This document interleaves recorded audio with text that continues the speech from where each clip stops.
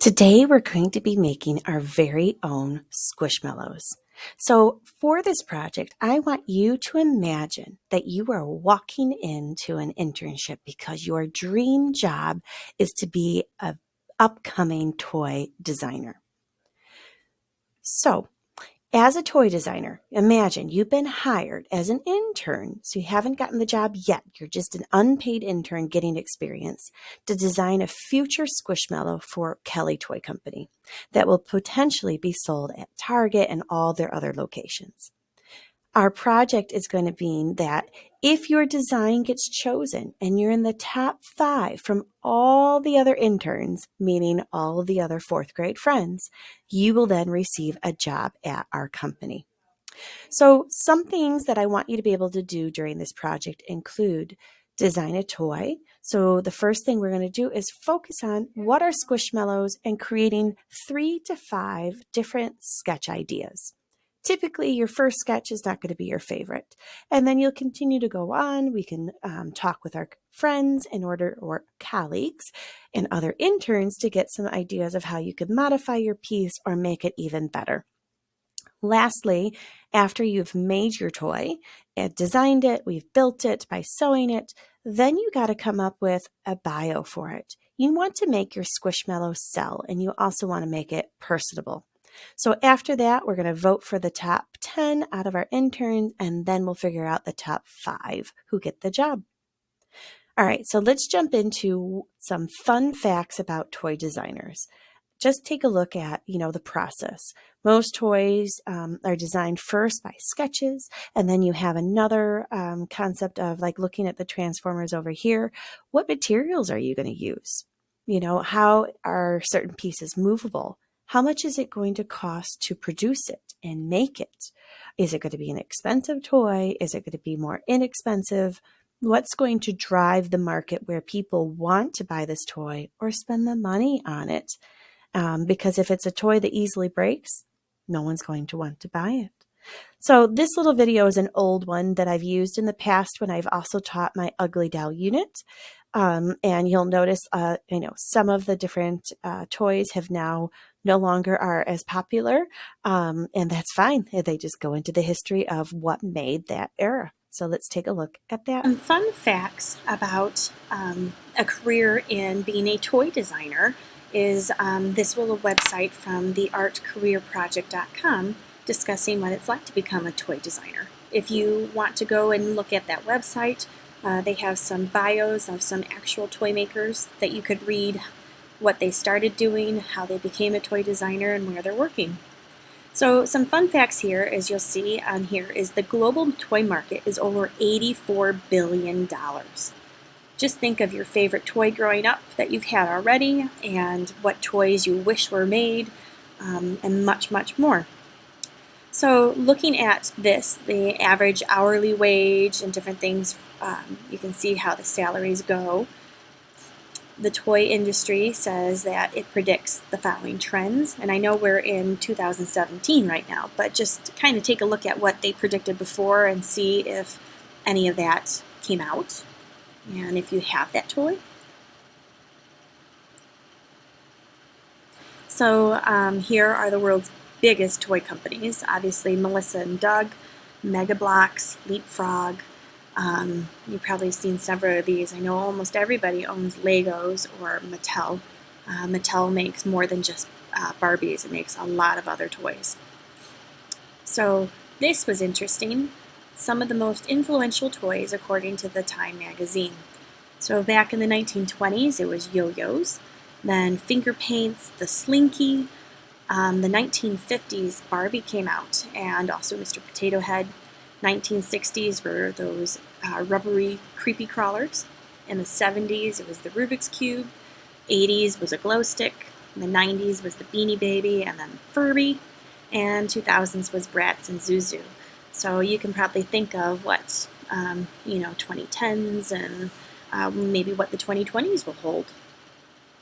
So that is that. So let's also jump into and find out what are Squishmallows. I always find it interesting to learn about the company. And also, if you're an intern, you also want to learn what the company is all about.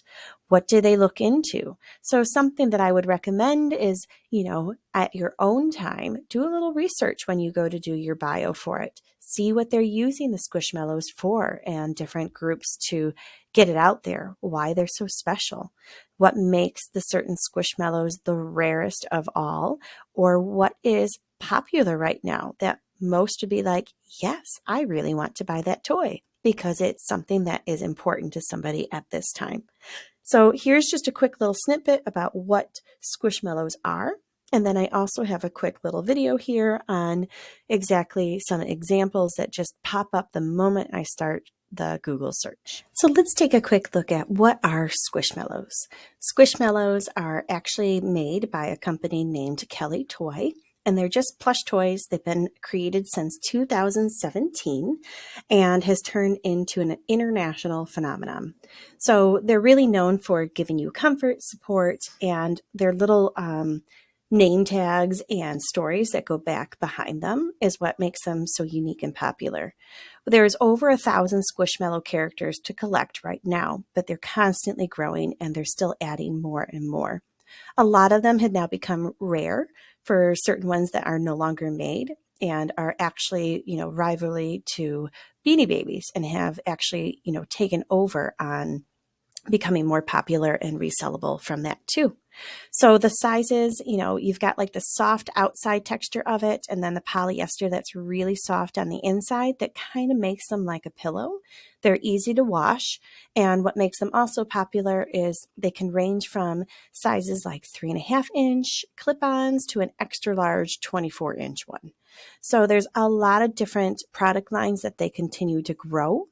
And there's a lot of places that you're able to purchase these from. They've also won several different awards and are all over social media. So let's take a look at a couple, a variety of ones just on a typical Google search to get inspired for creating our very own. Let's take a look at some of the different Squishmallows to give you an idea of a variety of ideas that you can create on your very own. So here, you can see some of the different animals, the features. Some of them do have extra additions, like, say, a fin, on the top. The cow has the horns and the ears. So there's a variety of different things that you could do. Or if I was to do this hedgehog one, what I would end up doing is to choose 2 pieces of brown fabric. And then I would glue on the inside part of this fabric, along with cutting out the nose piece or the, part of the nose, and then the 3 black dot areas, and adding in a different color for the ears. So when you're looking at this, think about you want to create a front and the back that's similar, the same color. And then these extra parts are going to be extra fabric that you cut out later and glue on, or even draw on if you want, or cut out those different shapes. So you can make anything from cute bunnies to food to Disney characters, you name it.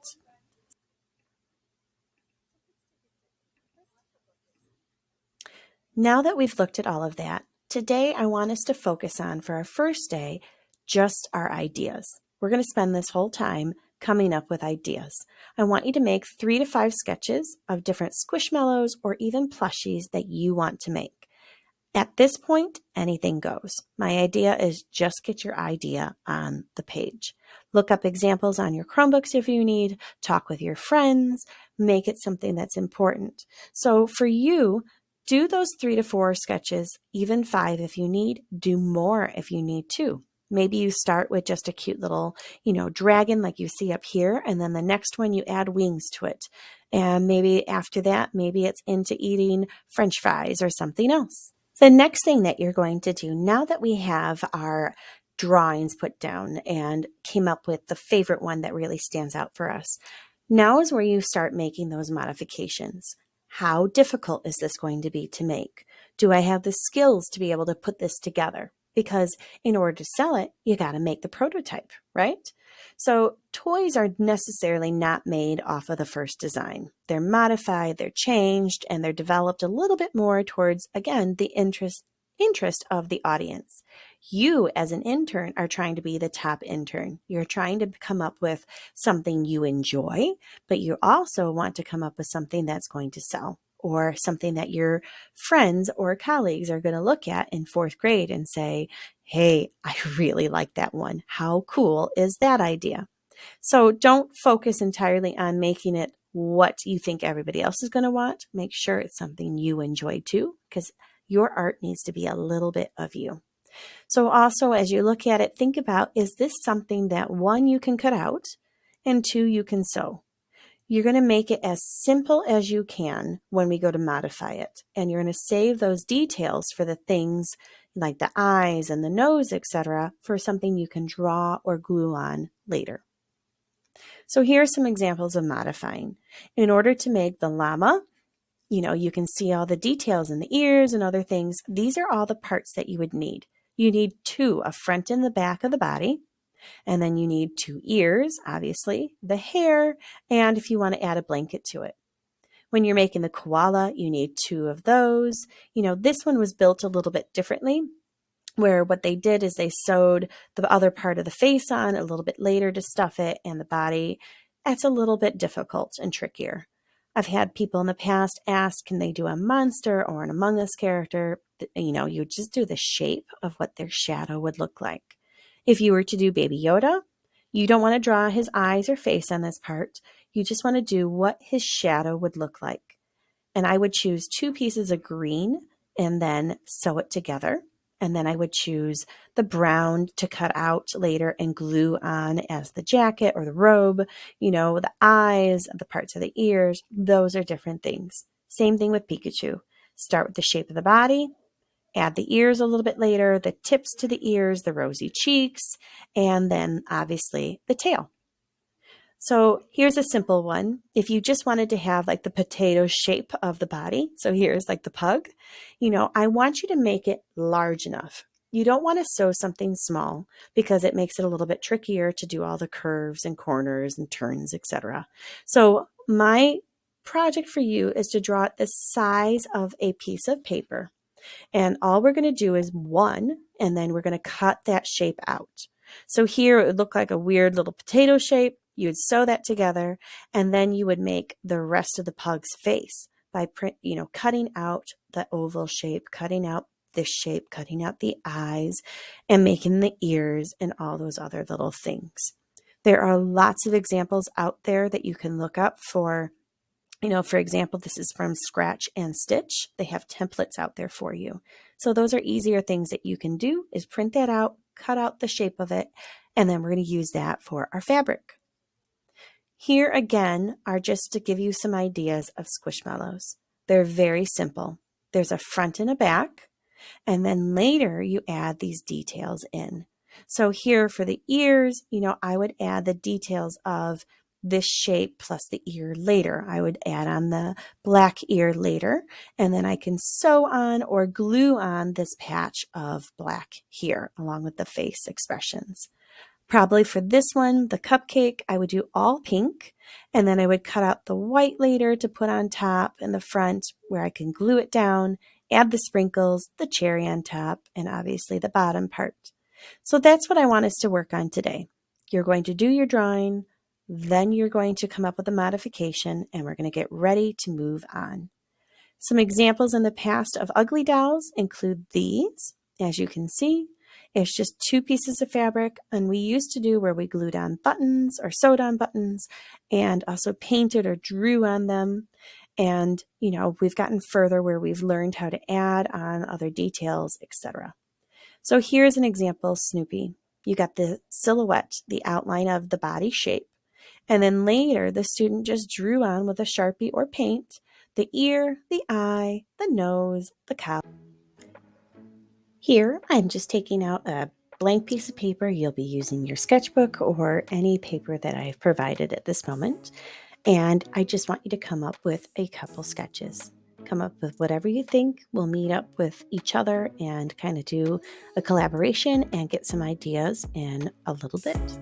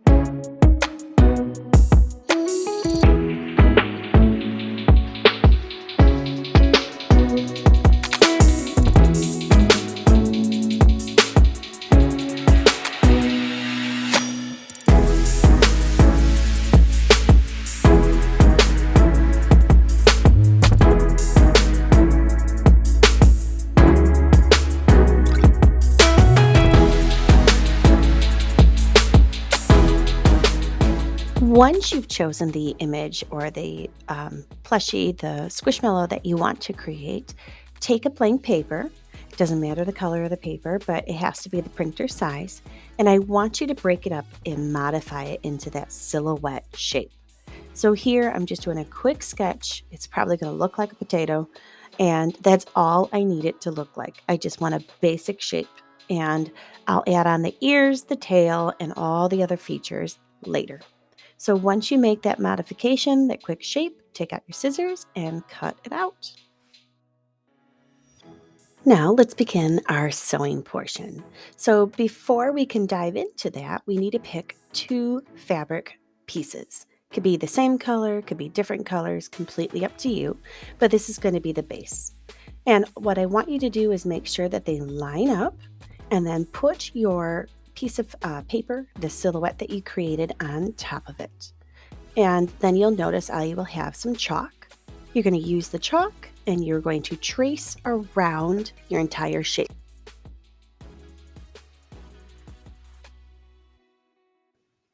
Once you're done, put the chalk back and you don't need to keep your silhouette anymore. The next thing you're going to use are these pins. So really make sure that your two pieces line up. And what you're going to do is you're going to poke it through the back end, and then you're going to try to bring it through the front again. So this way it holds the two pieces. Think about a big sandwich. They usually put like a toothpick to be able to hold it together. So we just want this in a couple areas. You don't need to go all along the line like you would with a sewing machine. This is just easier to have it together so it doesn't move on you. And you end up with two of the same pieces. Now notice there's no pokies coming out the end of the back of it. It's all through the front. Once you have your two pieces together with the pins, take out your scissors and cut out your shape. After you finish cutting, take out your recycle the scraps in my scrap bin so we can use them for other pieces like our face, tail, etc. The next thing we're going to do is pick out a piece of yarn. And so what I do is I usually make it about arm's length, and then I fold it in half so that way you can kind of see that loop there. And it just makes it extra thicker. So it's like a double string. I usually just can easily tear it and rip it apart like this. But I've also have scissors nearby, so you can just do a quick little snip. So here's the little loop because remember I folded it. And so I'm going to take that part and I'm going to stick it through the eye of the needle. So that little hole in the needle is called the eye. And what I do is I usually, when I'm sewing, I just fold it over. But for you guys, since it's your first time, I would recommend tying it to the needle. So what I do is I just do one simple tie, just like you do on your shoelace. But if you find that it's still coming undone, you could double knot it that way. So we want to sew around the entire piece, but I also need to leave room to stuff it.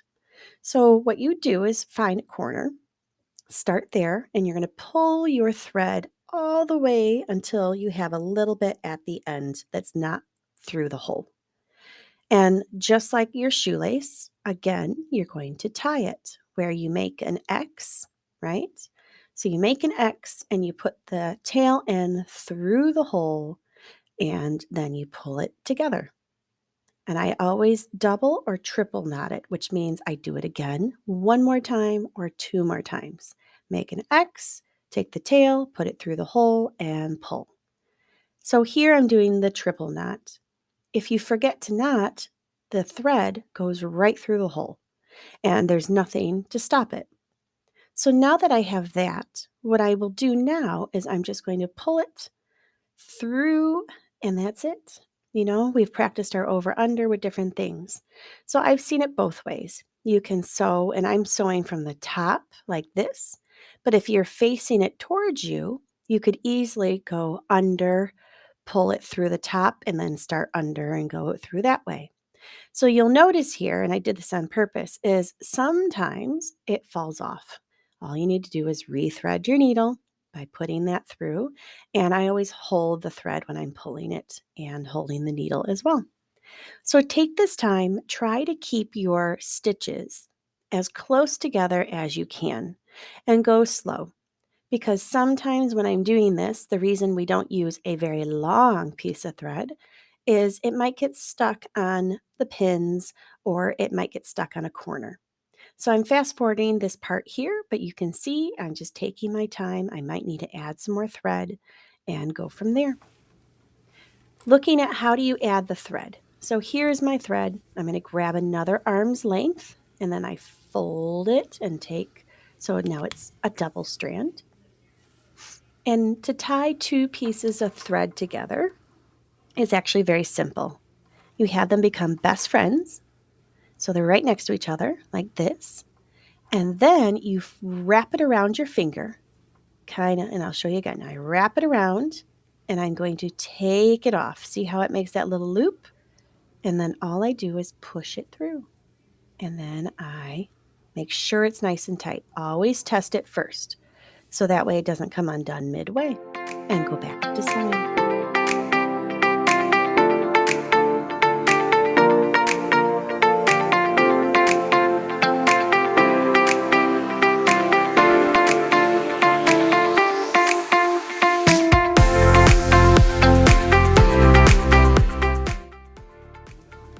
Once you've gotten to this part where you have a good chunk left, where you have this opening here for yourself, you want to stop.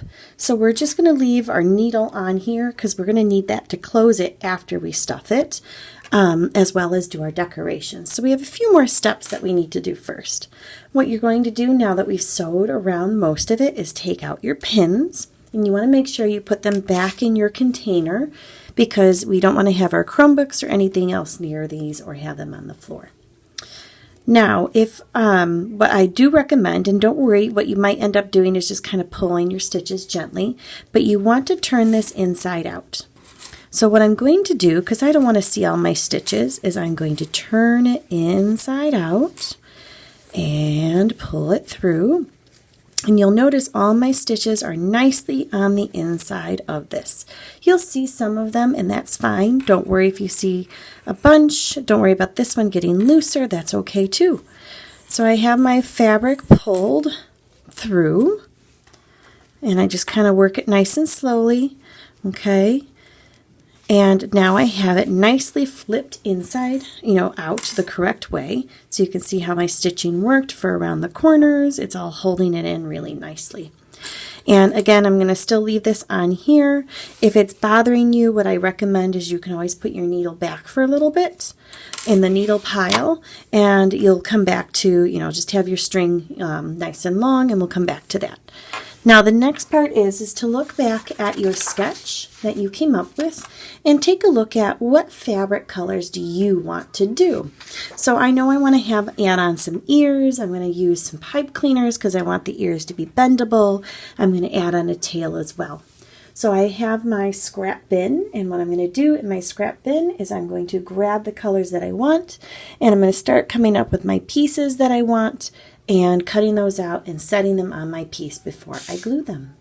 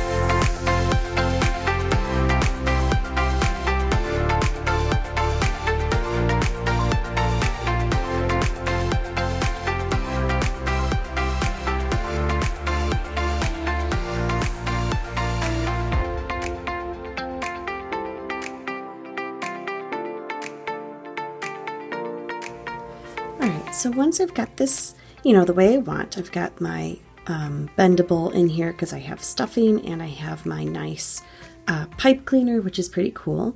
I still have some extra yarn left, or string, sorry, and I've got the rest of this all glued. So what I'm going to do is sew it onto my piece here. So I'm going to flip my piece over, and all I'm going to do is sew it together. Just sew it on. So I'm going to stick it through all of these pieces. First I'm going to stick it through the base of this, and then I'm going to stick it through where I want it to go, and I pull. Okay, pull my thread. Obviously things get stuck a little bit, and that's fine. So right now you can see that it's attached this way. Okay, so pull it nice and tight. I'm going to do the same thing. I don't need to do as many. I just want to get it on here nicely. So I'm going to stick it through all of the pieces, and I'm going to pull it and keep going. Okay. So what I end up doing is sometimes I will go through, and I'm going to do it this way. On this piece too, I'm going to go through, I'm going to poke it through this way and come through nice and tight. Oh, looks like my glue wasn't entirely dry. You might experience that. So I'm just going to keep going until I get it all on here. All right, once you get to the end part of where you want it and it's already on, what you want to do is you start pulling through, but don't finish it, pulling the whole loop. So what happens is you have a stitch that's not all the way pulled through, and you have the rest of your thread, and all you do is double knot it. So I'm going to double knot. I'm going to tie it, and I'm going to tie it another time. And if you want to triple it, you could do it one more time. So it's 3 knots, and voila, now your tail is on. So I see my little paw here didn't stay on, so I got to stick that back on here and let all of these little pieces still attempt to dry. But now you can see I've got my tail, it's bendable, and I can do that same part with my other 2 ears once I'm ready. All right, so once you have one stitch here and one, the other end, before you pull it all the way tight, in order to finish it by attaching, you're just going to tie it together. Okay, so I just do my triple knot so it stays nice together, just like this. Okay, I'm going to do it one more time right here, like such. Voila.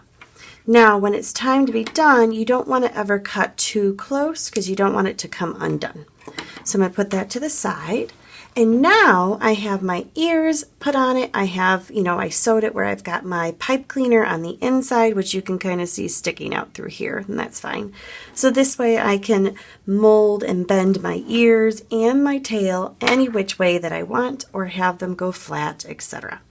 So my glue is still a little bit wet here, but you can see I've got everything pieced on here. With this one I added some stuffing because it was a little bit bigger, but I kept my pieces when I put, kind of like a taco, I cut these together so I had the same on a fold end, and that way I just stuck the pipe cleaner in here and made it easier to sew on. So once everything dries, then where I have my hole and my opening, I'm going to take all of my different stuffing and I'm going to stick it all inside. So I just want to always make sure that I still have my nice long string, because when I'm finally all done, I'm just going to stitch this nice and close together and move on to my final advertisement piece. Okay, so when it's time to stuff, what you want to do is, obviously you'll get a nice chunk, but you don't want to shove the chunk in right away. You want to take little bits and pieces of it. So you can have a chunk by you, and then you're just going to slowly, kind of work it into your animal or creation that you have. So as you're doing it, you want to kind of move it down to the furthest parts of the body as you can. So I kind of maneuver it around. That's why I was saying when we go to make our characters, we don't really want to have a lot of really skinny pieces because it's a lot harder to stick in there. You can use, I would recommend a back of a pencil if you want to help push anything down there, because you don't want to poke through anything sharp through your piece. So just working slowly by bit, you're just kind of filling up your creature that you've made, and until you get to the consistency that you're looking for. So kind of keep checking on it, see if you like it or not. You can always take things out, you can always add a little bit more. What I do recommend is not putting too much stuffing in, because then you're going to start ripping your stitches. So here you're going to start seeing, how did you do with your stitches? Meaning, did you have them close enough together, because then you don't have any of the stuffing coming out? Or did you, so here I did it close enough that I don't see the stuffing, but if you had it really widespread, you might see some of your stuffing showing through. So once you get to the consistency that you're looking for, I might add a little bit more in.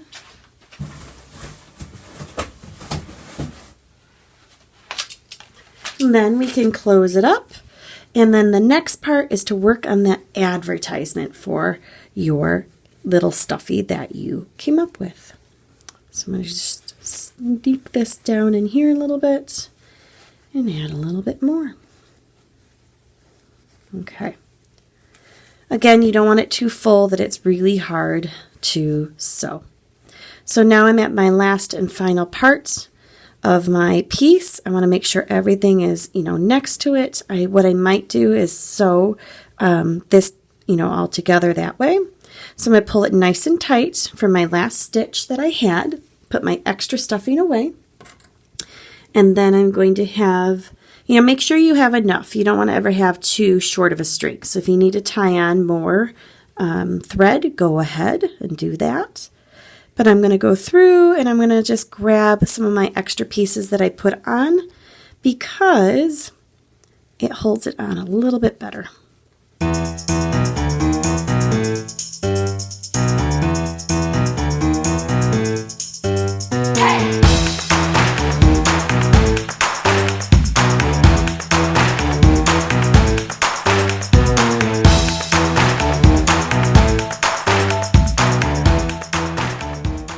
So now that I'm here, I hold on to the stitch so that way it's not all the way through. Make sure I have my stuffing all that I want. I do.